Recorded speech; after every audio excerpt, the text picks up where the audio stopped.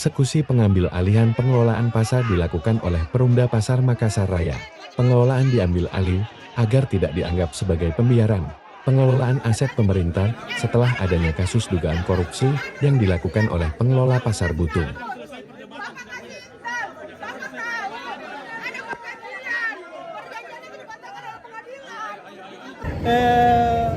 Apa yang dilakukan oleh PD Pasar Makassar dan pemerintah Kota Makassar itu adalah perbuatan yang melawan hukum dan melawan hak daripada Koperasi Bina Duta. Karena mereka mengambil alih ini tanpa dasar, tanpa landasan hukum. Karena pengelolaan Pasar Butung yang dilakukan oleh Koperasi Bina Duta berdasarkan adanya surat kerjasama, adanya surat adendum yang dibuat antara PT Latundung dengan PD Pasar bersama dengan Koperasi Bina Duta.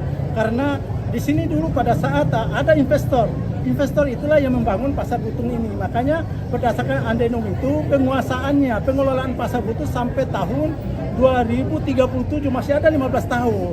Nah, sekarang karena ada kisru, karena pihak PD Pasar melakukan pemutusan sepihak itu kan melanggar hukum. Makanya kita sudah uji di pengadilan. Berdasarkan putusan PK 1276 tahun 2022, putusan kasasi PK Mahkamah Agung, maka perjanjian adendum, perjanjian kerjasama dianggap sah sampai sekarang ini. Nah itu. Yang kedua, PD Pasar Koperasi Bina Duta mengajukan juga gugatan perdata di pengadilan, baik gugatan untuk meminta untuk terbitkan invoice maupun untuk membatalkan kembali pemutusan sepihak yang perkaranya sampai hari ini masih berjalan. Yang 460, nomor 460 dimenangkan oleh Koperasi Bina Duta yang dikelola oleh klien kami sekarang ini. Putusan PT-nya sudah dikuatkan oleh putusan PT Pengadilan Tinggi Makassar. Sekarang PD Pasar melakukan upaya hukum kasasi. Sedangkan yang M451 tentang pemutusan masih bergulir di Pengadilan Negeri Makassar yang perkara nomor M451 tahun 2022. Sehingga kami merasa bahwa tindakan PD Pasar ini jelas melanggar hak-hak perdata, melanggar hukum.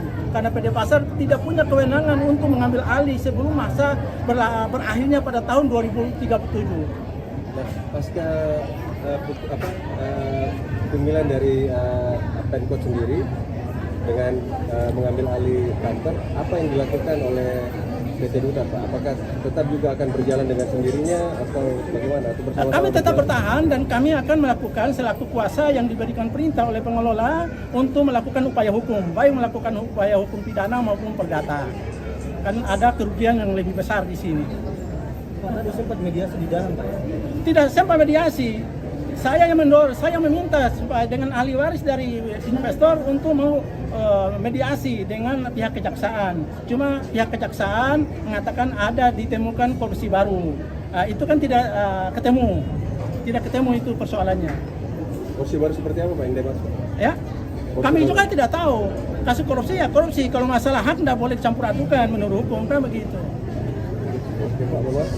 Sebagai nama apa? Nama saya Muhdar MSS, teman saya Pak Nanang dengan Pak Samsualan, kuasa hukum dari PT dari Koperasi Bina Duta, Koperasi Bina Duta. Bagaimana supaya kita mengamankan aset? Karena yang kita ketahui bersama pengelolaan di Pasar Butung seperti apa, dan Ketua Koperasi Bina Duta sekarang sudah ditetapkan status sebagai terdakwa kasus pidana korupsi. Oleh karena itu, dengan adanya kesemrawutan pengelolaan, makanya Pemkot hadir melalui PD Pasar untuk mengambil alih pengelolaan PD Pasar Pasar Butung untuk menghindari kerugian yang lebih banyak lagi seperti itu. Sekali lagi itu tadi dari tadi sudah ada ya, semua dari. Jadi kejaksaan hari ini kan kemarin kantor pengurus itu disegel oleh langsung kejaksaan. Jadi kita masuk, masuk dan kita sudah diberikan jalan dan segel tersebut langsung dari kejaksaan yang membuka. Ya. Jadi apa yang kita lakukan ini itu berdasarkan surat edaran Kejaksaan Negeri Makassar, terus kemudian berdasarkan surat perintah penyegelan kantor Koperasi Serba Usaha Bina Duta. Jadi bahwa demi penyelamatan aset milik pemerintah Kota Makassar dengan memperhatikan ketentuan sebagaimana dimaksud dalam pasal 7 Perda nomor 4 tahun 2021 yang hal mana Perumda PD Pasar yang berhak untuk mengelola. mengelola pasar, termasuk pungutan jasa pengelolaan pasar yang merupakan aset perusahaan dengan memperhatikan ketentuan perundang-undangan. Jadi seperti itu. Terus para pedagang, Ya. status kalau saya Kalau status pedagang di dalam itu tetap seperti biasa. Jadi untuk dalam waktu dekat mungkin besok semua sudah kembali normal. Ya, jadi kita mau rapat dulu teknis lagi terkait bagaimana kelanjutan ke depan. Tapi kita janji besok paling lambat izin Pak Dirut. Iya. Pedagang sudah bisa beroperasi kembali. Berarti untuk saat ini tidak berjalan dulu.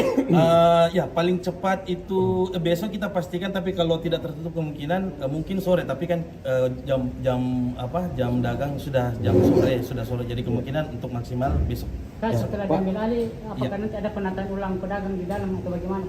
Pastinya seperti itu penataan ulang. Dari sewolotnya bagaimana Pak, yang sudah mau terlanjur membayar?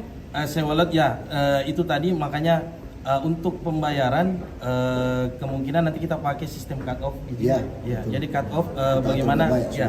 Jadi terkait pemasukan itu kita cut off. Jadi pemasukan berikutnya itu yang kita kelola seperti itu.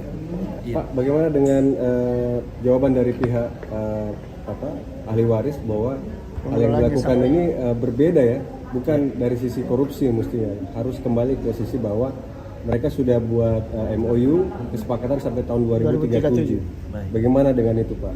Nah kemarin pada tahun 2020, jadi kita PD Pasar sudah melakukan persuratan beberapa kali. Surat pertama itu tidak digubris oleh pihak pengurus, surat kedua juga tidak digubris. Nah surat ketiga itu kita melakukan pemutusan sepihak. Kenapa kita melakukan pemutusan sepihak? Oleh karena itu tadi ada pembayaran jasa yang tidak disetorkan ke PD Pasar.